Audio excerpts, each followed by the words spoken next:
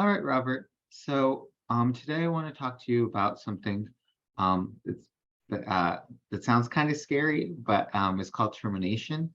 It's something that we've talked about every session, and especially at the beginning.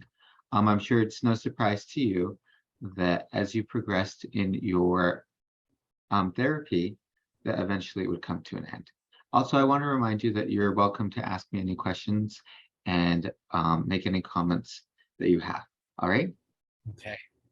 Okay, so one thing I want to talk about is I know we've talked a little about termination or like ending services, but something that I want to make sure that we address is that each client responds to it differently. Some clients are excited to be ending services, and some feel hesitant. They're a little worried about ending services that they might relapse or go back to some of their old behaviors. How do you feel about termination?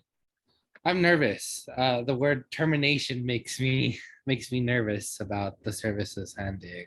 Um, Is it's there a better word that we can be using? um, I don't know. I guess just saying goodbye is always a struggle, especially with why I'm in therapy. And I'm just a little bit afraid of ending therapy. Okay, something that I would like to remind you is the reason that you came into therapy were about some suicidal ideation and some feelings of depression.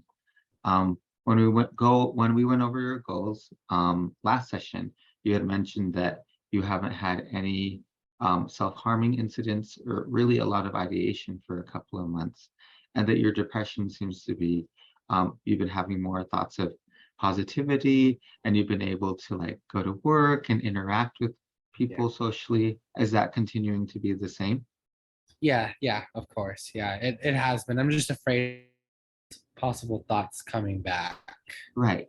And that's something that I also would like to address. So I want you to know that just because we're saying goodbye, that it doesn't mean that it's necessarily permanent and doesn't mean that you won't be able to reach out if you're beginning to have issues. A lot of my clients actually, once we end services, they'll reach out like maybe 2 months later and say like, hey, can I come in and just I need like a almost like a checkup with like a doctor's visit.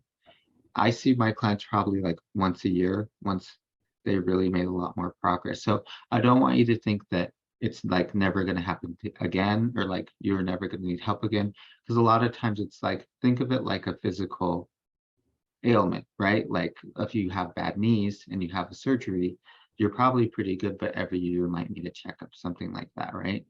So Of this course. might be something similar. Okay. Do you have any questions about that? Does that make sense? Oh, yeah, that makes me actually feel a little bit more better that knowing that I can come visit, drop by, or reach out at any moment. Right.